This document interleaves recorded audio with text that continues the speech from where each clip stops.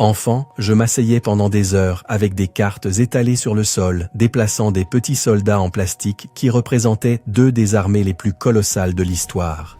D'un côté, la Wehrmacht allemande, avec ses élégants uniformes gris et la réputation d'être une machine de guerre invincible.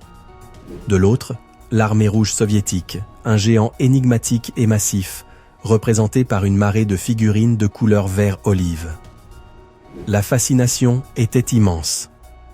C'était le choc ultime des idéologies, le marteau et la faucille contre la croix gammée. Un affrontement qui semblait définir le bien et le mal en termes absolus et brutaux. Mais à mesure que je lisais et apprenais, une idée inconfortable commença à se former dans mon esprit. Quelque chose qui ne cadrait pas avec ce récit simple d'opposés irréconciliables. Je ne réalisais pas à quel point leur stratégie, leur philosophie de la guerre se ressemblaient. Et c'est que, sous la surface de la politique et de la propagande, les généraux d'Hitler et les maréchaux de Staline pensaient la guerre de manière étonnamment parallèle. Nous allons démêler cette histoire fascinante et découvrir ses surprenantes connexions. Nous nous trouvons au seuil de la décennie 1940. Le monde retenait son souffle tandis que l'Allemagne nazie, telle une bête déchaînée, dévorait l'Europe. La Pologne était tombée en quelques semaines. Le Danemark et la Norvège en un soupir. La France, la grande puissance militaire d'Europe occidentale, s'était effondrée en un peu plus d'un mois. L'artisan de ces victoires éclairs était la Wehrmacht, une armée qui semblait avoir perfectionné la guerre moderne. Ses divisions Panzer, soutenues par le cri terrifiant des sirènes des bombardiers en piqué Stuka, se déplaçaient avec une vitesse et une férocité jamais vues. Elles semblaient imparables, un instrument de conquête parfaitement aiguisé. De l'autre côté du continent, s'étendait l'immensité de l'Union soviétique. Son armée rouge était, à bien des égards, un mystère pour le monde extérieur. Elle était gigantesque, avec des millions d'hommes sous les armes et une capacité industrielle qui, bien que sous-estimée, était formidable. Cependant, elle traînait aussi le stigmate des récentes purges de Staline. Dans un accès de paranoïa, le dictateur soviétique avait décapité son propre corps d'officiers. Des milliers des meilleurs et des plus expérimentés commandants, depuis des maréchaux de renom jusqu'aux capitaines de compagnie, avaient été arrêtés, torturés et exécutés. L'armée qui restait était un géant blessé, avec un haut commandement terrorisé et souvent incompétent. Sa piètre performance lors de la guerre d'hiver contre la petite Finlande semblait confirmer les soupçons de l'Occident. L'armée rouge était un colosse aux pieds d'argile, grand en nombre mais pauvre en qualité. Tel était le décor. D'un côté, l'armée allemande, au sommet de sa puissance et de son efficacité, considérée comme le meilleur instrument de combat de la planète. De l'autre, l'armée soviétique, massive et potentiellement puissante, mais gravement affaiblie de l'intérieur. Le choc entre les deux n'allait pas être simplement une bataille de plus de la Seconde Guerre mondiale. Ce serait l'affrontement terrestre le plus grand et le plus sanglant de l'histoire de l'humanité. Le front de l'Est deviendrait le creuset où se déciderait le destin du monde, un théâtre d'opération d'une échelle si vaste qu'elle éclipsait tous les autres. Et au cœur de ce conflit titanesque, il n'y avait pas seulement des hommes et des machines, mais aussi des idées. Des idées sur la manière de mener et de gagner une guerre totale. Pour comprendre comment ces deux armées combattaient, nous devons d'abord saisir un concept fondamental, la doctrine militaire. Une doctrine militaire n'est pas simplement un ensemble de règles ou un manuel de tactique. C'est la philosophie fondamentale qui guide une armée. C'est la façon dont elle pense la guerre. Elle répond aux questions les plus importantes. Comment devons-nous nous organiser? Comment devons-nous nous déplacer? Comment devons-nous concentrer notre force? Et comment, en fin de compte, brisons-nous la volonté de combat de l'ennemi? La doctrine est le cerveau collectif d'une armée. Le logiciel qui tourne sur le matériel de ses chars, de ses avions et de ses soldats. Et c'est ici que notre histoire prend un tournant inattendu. Car dans les décennies 1920 et 1930, tandis que le monde se remettait du carnage statique de la Première Guerre mondiale, avec ses tranchées, ses barbelés et ses avancées mesurées en mètres debout ensanglantés, les théoriciens militaires les plus brillants d'Allemagne et d'Union soviétique arrivèrent, indépendamment, à des conclusions très similaires. Tous deux comprirent que la clé pour éviter une nouvelle impasse était la vitesse, le mouvement et l'attaque en profondeur. Tous deux virent dans le char et l'avion les outils pour percer les lignes ennemies et porter la guerre au cœur du territoire adverse. De cette vision partagée, naquirent deux doctrines qui, bien que portant des noms différents et issues de systèmes opposés, étaient sœurs dans leur conception, la Blitzkrieg allemande et la bataille en profondeur soviétique. Commençons par la plus célèbre, la Blitzkrieg, la guerre éclair. Son nom même évoque des images de puissance écrasante et soudaine. La Blitzkrieg n'était pas une stratégie officielle écrite dans un seul manuel, mais plutôt un concept opérationnel qui évolua à partir des idées de théoriciens comme Heinz Guderian. L'idée centrale était d'éviter à tout prix la guerre d'usure qui avait saigné l'Allemagne à blanc en 1914. Au lieu d'attaquer sur tout le front en une ligne uniforme, la Blitzkrieg préconisait la concentration massive de forces en un point spécifique et étroit, le Schwerpunkt ou point de gravité. Imaginez un mur. L'ancienne façon de faire la guerre était de pousser contre tout le mur dans l'espoir qu'il cède. La Blitzkrieg consistait à prendre le marteau le plus lourd possible et à frapper une seule brique de toute sa force. Ce marteau, c'était la division Panzer. Une concentration écrasante de chars, appuyés par de l'artillerie mobile et de l'infanterie motorisée, qui se lançait contre le secteur le plus faible des défenses ennemies. Juste avant et pendant l'assaut, la Luftwaffe, l'armée de l'air, agirait comme une artillerie volante. Les bombardiers en piqué Stuka, avec leurs sirènes, trompettes de Jéricho, semant la panique, attaqueraient les positions fortifiées, les nœuds de communication et l'artillerie ennemie, paralysant le défenseur. Une fois que le fer de lance blindé avait percé le front, il ne s'arrêtait pas pour combattre les poches de résistance. La vitesse était essentielle.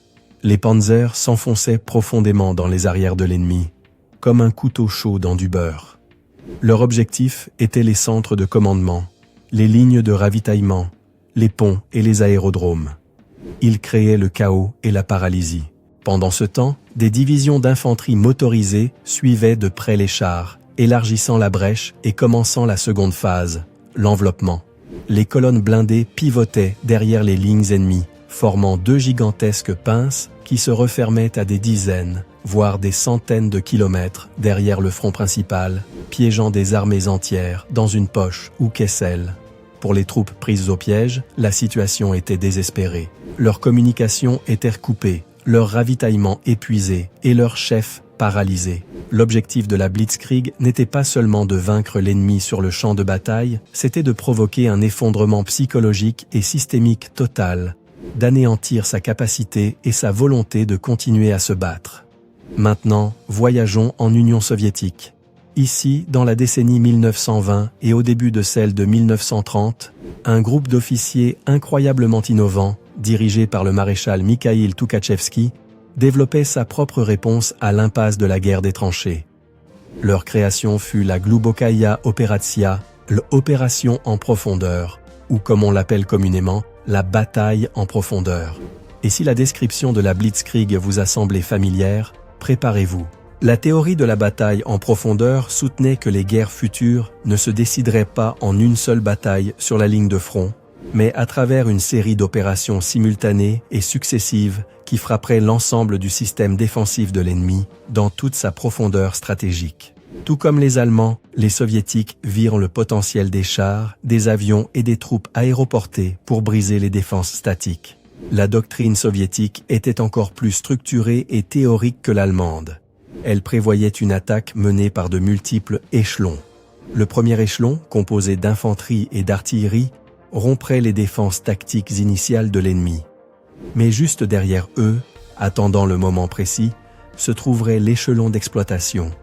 C'était une puissante armée de chars, souvent un corps mécanisé, ou une armée de chars complète, dont la mission était de se lancer à travers la brèche ouverte par le premier échelon. Et, tout comme les panzers allemands, leur objectif n'était pas le front, mais les arrières. Ils s'enfonceraient à 50, 100, voire 200 km en territoire ennemi, détruisant les quartiers généraux, les dépôts de ravitaillement et les réserves stratégiques, tandis que, dans le même temps, l'armée de l'air soviétique et les troupes parachutistes attaqueraient des points clés encore plus en profondeur. L'idée était la même, provoquer la paralysie totale de l'ennemi. Il ne s'agissait pas de le repousser, mais de désintégrer tout son système défensif de l'intérieur. Ce n'était pas une seule lance, mais une série de vagues, l'une après l'autre, conçues pour submerger et effondrer l'adversaire dans sa totalité. C'était une doctrine audacieuse, ambitieuse et dans son essence, conceptuellement identique à la Blitzkrieg. L'utilisation de la masse, de la vitesse et de l'attaque en profondeur pour obtenir une victoire décisive et éviter une guerre d'usure. L'ironie tragique est que Toukhatchevski et la plupart des pionniers de cette doctrine furent exécutés sur ordre de Staline lors de la Grande Purge de 1937. Leurs idées furent dénoncées comme subversives et la théorie de la bataille en profondeur fut classée. L'Armée rouge, à la veille de la plus grande invasion de l'histoire, avait volontairement abandonné la doctrine même qui aurait pu la sauver. Et c'est ici, dans cette similitude surprenante et dans cette divergence tragique, que commence notre véritable histoire. Car c'est une chose d'avoir la théorie sur le papier, et une autre très différente, de l'appliquer dans l'enfer d'acier et de feu du front de l'Est. Chapitre 1 – Doctrine militaire soviétique. La bataille en profondeur. La machine de guerre soviétique. Anatomie de la bataille en profondeur. Pour comprendre l'ampleur du front de l'Est, nous devons abandonner l'image simpliste de l'armée rouge, comme une simple horde humaine, se lançant aveuglément contre les mitrailleuses allemandes. C'est une caricature dangereuse qui ignore la machine de guerre sophistiquée et brutalement efficace que les soviétiques, à un coût terrible, parvinrent à perfectionner. Le nom de cette machine était la bataille en profondeur, Glubokaya Operatia, et sa logique, une fois déchaînée, était aussi implacable que l'hiver russe. Comme nous l'avons mentionné, cette doctrine est née de l'esprit de visionnaires tels que le maréchal Mikhaïl Toukhatchevski, qui comprit que pour éviter un nouveau massacre comme celui de la Première Guerre mondiale, il ne suffisait pas de percer la ligne de front.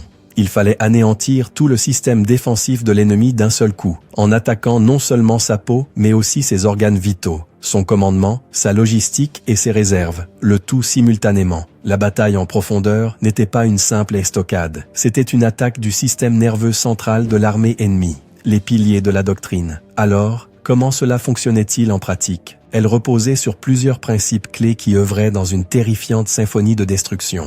Le premier principe était l'attaque simultanée sur toute la profondeur tactique. Imaginez une défense allemande typique, une première ligne de tranchées et de bunkers, derrière elle, une deuxième ligne, puis des positions d'artillerie, plus en arrière les quartiers généraux de division, et, enfin, les réserves blindées prêtes à contre-attaquer. L'approche traditionnelle serait d'attaquer la première ligne, de la conquérir, de se regrouper, puis d'attaquer la seconde. La bataille en profondeur considérait cela comme une folie, car cela donnait le temps à l'ennemi de réagir. À la place, les soviétiques déchaînaient l'enfer sur toutes ses couches à la fois. Juste avant l'assaut principal, une préparation d'artillerie d'une densité jamais vue auparavant s'abattrait non seulement sur les tranchées du front, mais aussi sur les positions d'artillerie ennemie à des kilomètres de distance. Au même moment, l'aviation d'attaque, comme le célèbre Ilyushin Il-2 Shturmovik, le char volant, bombarderait les nœuds de communication et les quartiers généraux sur les arrières. L'objectif était de paralyser le défenseur, de l'aveugler et de l'assourdir avant même que le premier soldat d'infanterie ne sorte de sa tranchée. Le deuxième principe était l'emploi massif d'armes combinées en échelons. L'assaut n'était pas une unique vague.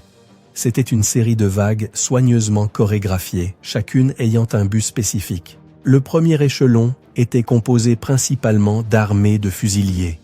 Leur travail était le plus sanglant, percer les défenses frontales de l'ennemi. Ils étaient le bélier humain, appuyé par une quantité écrasante d'artillerie qui balayait littéralement le terrain devant eux. Leur objectif n'était pas d'avancer beaucoup, mais d'ouvrir une brèche, une blessure dans la ligne ennemie. Une fois cette blessure ouverte, le second échelon, ou échelon d'exploitation, entrait en action. C'est là que résidait la véritable force de la doctrine. Cet échelon était formé de corps de chars et de corps mécanisés indépendants, souvent regroupés en armées de chars entières. C'était une marée d'acier de centaines de chars T-34 et de canons d'assaut. Leur mission était claire, ignorer les poches de résistance restantes sur le front et se lancer à toute vitesse à travers la brèche. Le troisième et crucial principe était l'exploitation et l'encerclement. L'échelon d'exploitation ne se déplaçait pas au hasard. Il avait des objectifs clairs dans la profondeur opérationnelle de l'ennemi, à 50 ou 100 km de distance. En avançant, ces colonnes blindées se divisaient en deux pinces gigantesques qui cherchaient à encercler des divisions entières, ou même des armées allemandes complètes, tandis que l'infanterie du premier échelon fixait les Allemands dans un combat frontal brutal. Les chars du second échelon refermaient le piège par derrière. Le résultat était un Kessel, ou chaudron, exactement la même tactique que les Allemands avaient utilisée avec tant de succès en 1941, mais désormais appliquée à une échelle industrielle et avec une force écrasante. Avantages et inconvénients. Une épée à double tranchant. L'efficacité de cette doctrine, une fois que les Soviétiques la maîtrisèrent à partir de 1943, était indéniable. Son principal avantage était sa capacité à écraser des défenses statiques et bien préparées. Les Allemands étaient maîtres dans l'art de la défense, capables de transformer n'importe quel village ou colline en forteresse. La bataille en profondeur contrait cela en ne leur donnant aucun point focal sur lequel se défendre. L'attaque venait de partout à la fois, et une fois la ligne rompue, la situation devenait désespérée presque instantanément. Des opérations comme Bagration en 1944 en sont l'exemple parfait. En l'espace de quelques semaines, le groupe d'armées centre-allemand, l'une des formations les plus puissantes de la Wehrmacht, fut complètement anéanti, rayé de la carte. Cependant, cette doctrine avait des inconvénients et des dépendances critiques. Le plus évident était son immense soif de ressources. La bataille en profondeur n'était pas subtile, c'était une stratégie de masse d'armes. Elle exigeait une supériorité numérique et matérielle écrasante au point d'attaque, souvent de 5 contre 1 en infanterie, 10 contre 1 en artillerie et une supériorité similaire en chars. Sans cette masse écrasante, la percée initiale était impossible et toute l'opération s'effondrait. Cela signifiait que les Soviétiques devaient passer des mois à accumuler en secret des quantités colossales d'hommes et de matériel avant chaque grande offensive, un défi logistique monumental. Un autre inconvénient était sa rigidité et son coût humain. Le plan était suprême. On attendait des commandants sur le terrain qu'ils le suivent à la lettre, et les échecs se payaient souvent de leur vie. La doctrine acceptait et planifiait même des pertes humaines catastrophiques, notamment dans le premier échelon de fusiliers, dont la tâche consistait essentiellement à absorber le gros du feu défensif allemand pour créer la brèche par laquelle passeraient les précieux chars. La vie d'un soldat d'infanterie était une ressource aussi consommable qu'une balle de fusil. Finalement, la doctrine était vulnérable lors de son exécution. Le moment le plus dangereux se situait juste après la percée, lorsque les longues colonnes blindées de l'échelon d'exploitation s'enfonçaient en territoire ennemi, les flancs exposés et les lignes de ravitaillement étirées au maximum. Une contre-attaque allemande, bien coordonnée par ses réserves de panzer, pouvait couper ses fers de lance et semer le chaos. Le succès de toute l'opération dépendait de la vitesse et de l'élan continu pour empêcher l'ennemi de se réorganiser. Si l'avancée s'arrêtait, l'offensive pouvait échouer. La bataille en profondeur était comme une avalanche, imparable une fois qu'elle prenait de l'élan, mais difficile à mettre en marche et vulnérable si elle perdait son impulsion. Chapitre 2. La Blitzkrieg allemande, la guerre éclair, l'aigle nazi, anatomie de la Blitzkrieg. Si la bataille en profondeur soviétique était un rouleau compresseur industriel, la Blitzkrieg allemande était un scalpel de chirurgien, un outil de précision conçu pour démembrer une armée ennemie avec une vitesse et une violence choquantes. Le terme « guerre éclair » n'était pas seulement de la propagande, c'était la description littérale de son objectif. Gagner la guerre si rapidement que l'ennemi n'ait même pas le temps de comprendre qu'il était en train d'être vaincu. Elle naquit du traumatisme de la Première Guerre mondiale et de la nécessité pour une nation comme l'Allemagne, aux ressources limitées, d'éviter à tout prix une longue et ruineuse guerre d'usure. Le cœur de la philosophie de la Blitzkrieg était le concept de Schwerpunkt, ou point de gravité. Au lieu de répartir leurs forces le long d'un large front, les stratèges allemands concentraient une force écrasante de leurs meilleures unités, les divisions Panzer, sur un secteur très étroit des lignes ennemies. L'idée n'était pas de pousser, mais de perforer. trouver ou créer un point faible et le traverser avec une force imparable, en ignorant les flancs et en s'enfonçant directement dans les arrières de l'ennemi pour y semer le chaos. La vitesse était primordiale. La paralysie du commandement ennemi était l'objectif final. La symphonie de la destruction. La Blitzkrieg n'était pas simplement une charge de chars. C'était une chorégraphie complexe d'armes combinées, où chaque élément avait un rôle vital et synchronisé. Le premier élément, le plus emblématique, étaient les divisions Panzer. Celles-ci n'étaient pas seulement des unités de chars, mais des formations autonomes contenant tous les éléments d'une armée en miniature. Des chars comme fer de lance, de l'infanterie mécanisée, connue sous le nom de Panzer grenadier, se déplaçant en camion ou en semi-chenillé pour suivre le rythme des blindés, de l'artillerie automotrice, des ingénieurs pour surmonter les obstacles et des unités de reconnaissance. Cette autosuffisance permettait à une division Panzer d'opérer de manière indépendante loin derrière les lignes ennemies pendant des jours. Sa mission n'était pas de conquérir du terrain, mais de désarticuler la structure de commandement de l'ennemi. Le deuxième élément, agissant comme les yeux et l'artillerie à longue portée des Panzers, était la Luftwaffe, l'armée de l'air allemande. La coopération entre l'air et la terre fut la clé du succès initial de la Blitzkrieg. Avant l'assaut terrestre, les bombardiers moyens attaquaient les aérodromes et les nœuds ferroviaires pour empêcher l'ennemi de déplacer ses renforts. Et juste au niveau du Schwerpunkt, les bombardiers en piqué Junkers Ju-87 Stuka jouaient un rôle terrifiant. Équipés de sirènes émettant un hurlement démoniaque, ils plongeaient, presque à la verticale, pour larguer leurs bombes, avec une précision millimétrique sur les bunkers, les nids de mitrailleuses ou les positions d'artillerie qui freinaient l'avancée des chars.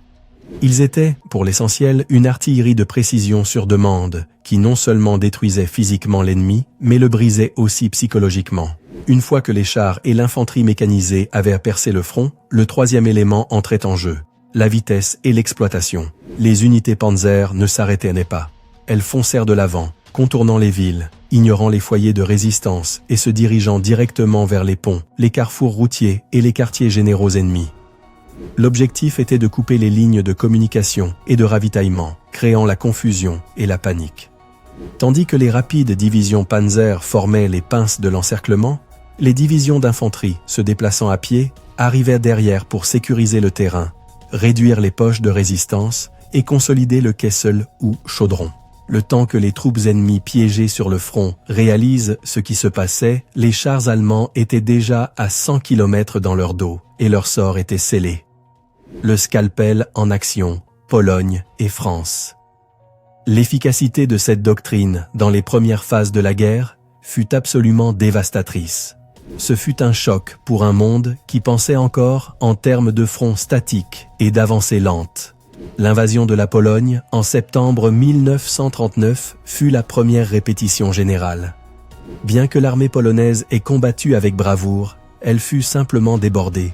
Tandis que l'infanterie polonaise était fixée à la frontière, les divisions Panzer et motorisées allemandes pénétrèrent profondément dans le pays, encerclant les armées polonaises dans d'énormes poches et capturant Varsovie en moins d'un mois. Le monde observa, choqué, la vitesse et l'efficacité de la nouvelle forme de guerre allemande. Mais le chef-d'œuvre de la Blitzkrieg, la démonstration qui laissa le monde pantois, fut la bataille de France en mai 1940. L'armée française était considérée comme la plus puissante d'Europe, avec plus d'hommes et dans certains cas, des chars de meilleure qualité que les Allemands. Sa stratégie était défensive, confiante dans l'inexpugnable ligne Maginot, et s'attendant à une répétition de la guerre des tranchées. Les Allemands firent exactement ce à quoi les Français ne s'attendaient pas. Au lieu d'attaquer de front les principales défenses, le Schwerpunkt allemand fut dirigé à travers la forêt des Ardennes, une zone densément boisée considérée comme infranchissable pour les chars. 7 divisions Panzer, formant une monstrueuse colonne de plus de 200 km, avancèrent par les étroites routes forestières. Lorsqu'ils émergèrent de l'autre côté de la Meuse, ils avaient complètement contourné la principale armée alliée. À partir de là, ce fut une course vers la mer. Les divisions Panzer de Guderian et Rommel ne se dirigèrent pas vers Paris, mais coururent vers l'ouest, vers la Manche, coupant les armées alliées en Belgique et dans le nord de la France de leurs lignes de ravitaillement. En l'espace de quelques jours, les meilleures unités françaises et tout le corps expéditionnaire britannique furent piégés. L'évacuation de Dunkerque fut une conséquence directe de ce coup audacieux. La France, la grande victorieuse de la Première Guerre mondiale, s'effondra et se rendit en à peine 6 semaines. La Blitzkrieg avait prouvé qu'elle était plus qu'une tactique. C'était une arme stratégique capable de vaincre des nations entières avant qu'elles n'aient eu l'opportunité de mobiliser pleinement leurs ressources.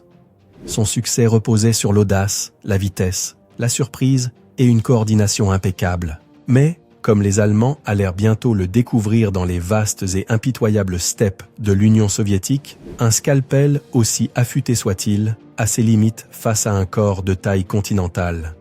Chapitre 3. Le choc des titans. Différences et similitudes. Clé miroir. Obscur. Le choc des doctrines. En plaçant la Blitzkrieg et la bataille en profondeur côte à côte, l'image qui émerge n'est pas celle d'opposés, mais celle de deux prédateurs alpha qui ont évolué dans des environnements différents pour chasser de manière remarquablement similaire, mais avec des spécialisations distinctes. Ces deux doctrines étaient des sœurs de sang, nées du même désir d'utiliser la vitesse, le blindage et la profondeur pour éviter l'impasse de la Première Guerre mondiale. Cependant, leur différence de philosophie et d'échelle allait devenir le facteur décisif du front de l'Est. La force principale de la Blitzkrieg était son efficacité létale. C'était une doctrine de la qualité primant sur la quantité. Elle reposait sur la compétence, l'initiative des commandants sur le terrain et la synchronisation parfaite de ces armes combinées. C'était un scalpel conçu pour mettre l'adversaire hors de combat avant qu'il ne puisse réagir. Idéal pour une nation comme l'Allemagne qui ne pouvait pas se permettre une guerre longue. Sa faiblesse, cependant, était le revers de la médaille. Elle était logistiquement fragile. Les fers de lance des panzers s'enfonçaient si loin et si vite qu'ils dépassaient souvent leur propre ligne de ravitaillement en carburant et en munitions. Elle dépendait entièrement d'une victoire rapide. Si l'ennemi ne s'effondrait pas, s'il parvenait à encaisser le choc initial et à forcer une lutte prolongée, le scalpel s'émoussait et la Blitzkrieg perdait son élan. D'un autre côté, la force de la bataille en profondeur était sa force brute et sa résilience. C'était une doctrine de la quantité comme qualité. Elle ne cherchait pas l'élégance, mais l'anéantissement par une masse écrasante. Elle était conçue pour les vastes distances de l'Union soviétique et son énorme réservoir de main-d'œuvre et de ressources industrielles. Sa principale faiblesse, surtout dans les premiers temps, était son immense lourdeur et son coût terrible. Elle exigeait une planification centralisée et rigide, et un niveau de coordination que le corps des officiers de l'armée rouge de 1941, purgé et terrorisé, était incapable d'exécuter. De plus, elle acceptait un niveau de perte qui aurait brisé le moral de n'importe quelle autre armée. C'était un marteau-pilon qui, s'il manquait son coup, laissait son utilisateur épuisé et vulnérable. En 1941, la Blitzkrieg efficace et expérimentée affronta une bataille en profondeur mal exécutée et théorique, et le résultat fut l'anéantissement d'armées soviétiques entières. Le scalpel allemand démembra le géant soviétique maladroit. Mais le géant était immense. Et il apprenait vite. La limite de l'éclair. Stalingrad. La Blitzkrieg avait fonctionné à la perfection dans les plaines ouvertes de Pologne et de France. Elle reposait sur le mouvement, sur la capacité des chars à manœuvrer et à encercler l'ennemi. Mais que se passe-t-il lorsque vous lui enlevez son espace de manœuvre? La réponse fut trouvée dans les ruines calcinées d'une ville sur les rives de la Volga, Stalingrad. Lorsque la 6e armée allemande arriva à Stalingrad à l'automne 1942, sa doctrine se heurta à un mur de béton et d'acier. Le combat urbain annula tous les avantages de la Blitzkrieg. La vitesse devint hors de propos. L'avancée ne se mesurait plus en kilomètres par jour, mais en mètres gagnés au prix du sang dans une lutte sauvage pour chaque pièce, chaque sous-sol et chaque égout. Les chars devinrent des cercueils d'acier. Dans les rues étroites et remplies de décombres, les panzers étaient vulnérables aux équipes anti-chars soviétiques qui pouvaient se tapir dans les ruines et les attaquer à bout portant. La puissance aérienne perdit son efficacité. Le combat était si rapproché que la Luftwaffe ne pouvait pas bombarder les positions soviétiques sans risquer de frapper ses propres troupes. La bataille dégénéra en ce que les Allemands appelèrent Rattenkrieg, la guerre des rats. C'était une lutte primitive à coups de grenades, de pistolets mitrailleurs et de pelles aiguisées. Ce type de combat d'usure était précisément la guerre que la Blitzkrieg était conçue pour éviter. Il jouait en faveur de la principale force soviétique. Une ténacité surhumaine et une indifférence presque totale aux pertes. À Stalingrad, le scalpel allemand se brisa en essayant de couper un roc. La 6e armée fut piégée, ses lignes de ravitaillement coupées par une contre-offensive soviétique massive, Opération Uranus, et fut finalement anéantie. Stalingrad ne fut pas seulement une défaite militaire pour l'Allemagne, ce fut une défaite doctrinale. Elle démontra que la guerre éclair avait une limite. Le géant apprend, l'antithèse de la Blitzkrieg. Les soviétiques payèrent leur éducation à l'art de la guerre avec des millions de vies en 1941 et 1942. Mais ils apprirent les leçons. Ils réalisèrent qu'ils ne pouvaient pas surpasser la Wehrmacht en finesse tactique, du moins pas au début. Ils décidèrent donc de changer les règles du jeu. Si la Blitzkrieg reposait sur la perforation d'une ligne mince, ils allaient éliminer cette ligne. La réponse soviétique fut la défense en profondeur. Au lieu de concentrer toutes leurs forces sur le front, où une percée allemande pouvait les encercler, ils commencèrent à créer des zones défensives incroyablement denses et profondes de plusieurs kilomètres. Ils échangèrent de l'espace dont ils avaient à revendre contre du temps et du sang allemand. L'épreuve du feu de cette nouvelle stratégie eut lieu lors de la bataille de Koursk à l'été 1943. Les Allemands planifièrent une dernière et massive offensive Blitzkrieg pour couper un grand saillant sur le front soviétique. Mais les services de renseignement soviétiques savaient exactement où et quand ils attaqueraient. Au lieu de battre en retraite, le maréchal Zhukov ordonna à ses hommes de creuser. Ils créèrent la position défensive la plus formidable de l'histoire. Des centaines de kilomètres de tranchées, des champs de mines d'une densité sans précédent, des fossés anti-chars et, plus important encore, des centaines de canons anti-chars dissimulés et concentrés en front anti-chars, pack-front. Lorsque les panzers allemands, y compris les nouveaux et redoutables chars Tigre et Panthère, se lancèrent à l'attaque, ils ne trouvèrent pas une ligne à percer, mais un piège mortel de plusieurs kilomètres de profondeur. Ils s'embourbèrent dans les champs de mines, furent criblés de tirs de toutes directions par des canons anti-chars bien camouflés et harcelés par l'infanterie. La Blitzkrieg, la doctrine du mouvement, fut contrainte à une bataille d'usure brutale contre des défenses préparées. Les Allemands poussèrent, mais chaque mètre leur coûta des chars et des hommes qu'ils ne pouvaient plus remplacer.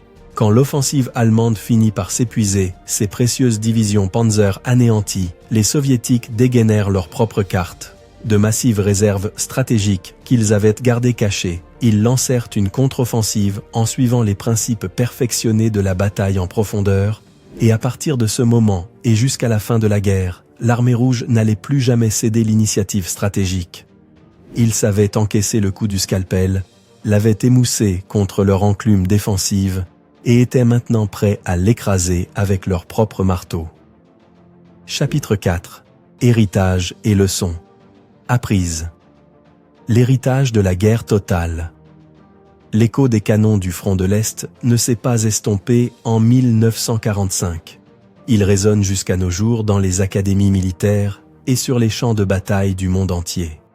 L'affrontement brutal entre la Blitzkrieg et la bataille en profondeur est devenu le laboratoire d'où est issue une grande partie de la pensée militaire moderne. Les deux doctrines, à leur manière, se sont révélées immortelles, s'adaptant et évoluant bien au-delà de la vie des régimes qui les ont créées. L'héritage de la Blitzkrieg est visible dans presque toutes les doctrines militaires occidentales. L'accent mis sur la vitesse, l'initiative et la décentralisation du commandement, ce que les Allemands appelaient « Auftragstaktik » ou « tactique de mission », a été étudié et adopté. L'idée que les commandants subalternes doivent recevoir un objectif, mais aussi la liberté de décider comment l'atteindre, est devenue un pilier de la pensée militaire de l'OTAN. Des concepts tels que la bataille aéroterrestre, Air Land Battle, de l'armée américaine pendant la guerre froide étaient, pour l'essentiel, une évolution de la Blitzkrieg conçue pour utiliser une force technologiquement supérieure afin de vaincre les formations blindées massives du pacte de Varsovie en Europe par une frappe rapide et profonde. De son côté, la bataille en profondeur est devenue la matrice de la guerre moderne interarmes à grande échelle. Son approche systémique, l'idée de synchroniser l'artillerie, les blindés, l'aviation et l'infanterie dans une opération massive et continue pour écraser l'ennemi dans toute sa profondeur, est la base de la manière dont les grandes armées planifient la guerre aujourd'hui. Bien que les armées occidentales aient apprécié la flexibilité de la Blitzkrieg, l'échelle et l'ambition de la bataille en profondeur soviétique ont fourni le modèle pour les opérations au niveau de l'armée et du front. Elle a démontré que la guerre moderne ne se gagnait pas par une seule bataille brillante, mais par une campagne industrielle et méthodique d'anéantissement. La technologie change, les principes demeurent. Bien sûr, le champ de bataille d'aujourd'hui est radicalement différent de celui de la Seconde Guerre mondiale.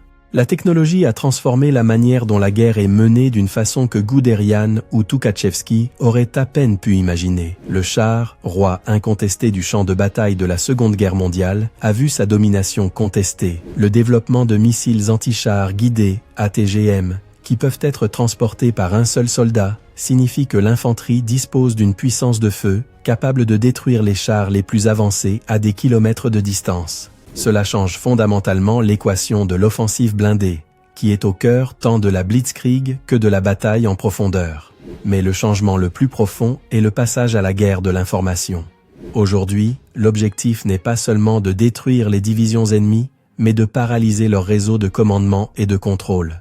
La guerre électronique pour bloquer les communications, les cyberattaques pour désactiver les systèmes logistiques et la propagande sur les réseaux sociaux pour éroder le moral sont désormais des armes aussi importantes que les obus d'artillerie. On pourrait dire que nous assistons à une sorte de blitzkrieg numérique, où les attaques se déplacent à la vitesse de la lumière pour paralyser la capacité de l'ennemi à prendre des décisions. De même, une cyberattaque profonde contre l'infrastructure critique d'une nation est l'incarnation moderne de la bataille en profondeur, cherchant la paralysie stratégique sans tirer un seul coup de feu. La leçon éternelle. Et cela nous ramène à notre point de départ, à un enfant fasciné par un conflit titanesque, essayant de comprendre la nature de la guerre. L'histoire du choc entre la Blitzkrieg et la bataille en profondeur est plus qu'un simple récit de chars et de stratégie. C'est une leçon fondamentale sur la guerre elle-même. Elle nous enseigne qu'aucune doctrine n'est infaillible et que l'adaptation est la clé de la survie. La Wehrmacht, si brillante en 1940, s'est sclérosée dans son propre succès et a été incapable de s'adapter à l'échelle et à la brutalité du front de l'Est. L'Armée rouge, initialement inapte et maladroite, a appris de ses erreurs catastrophiques, s'est adaptée et a finalement créé une machine de guerre qui a écrasé son créateur. Elle nous montre que la technologie est un facteur crucial, mais que la volonté humaine, la logistique et la géographie peuvent être tout aussi décisives. La meilleure technologie du monde ne sert à rien si vos chars n'ont pas de carburant ou si vos soldats n'ont pas la volonté de se battre dans la boue gelée. Comprendre ce passé n'est pas un exercice académique, c'est une nécessité pour le présent et l'avenir. Les armes changent, les cartes sont redessinées, mais les principes de la guerre, surprise, masse, mouvement, tromperie, logistique et morale, sont éternels. L'histoire du front de l'Est est un sombre rappel que ceux qui n'apprennent pas des leçons complexes et souvent inconfortables du passé sont condamnés à les répéter sur de futurs champs de bataille, avec de nouvelles technologies, mais avec le même coût terrible en vies humaines. La guerre éclair et la bataille en profondeur ne sont pas seulement des chapitres d'un livre d'histoire, ce sont des échos qui nous avertissent et nous instruisent depuis les profondeurs du plus grand conflit que l'humanité ait jamais connu.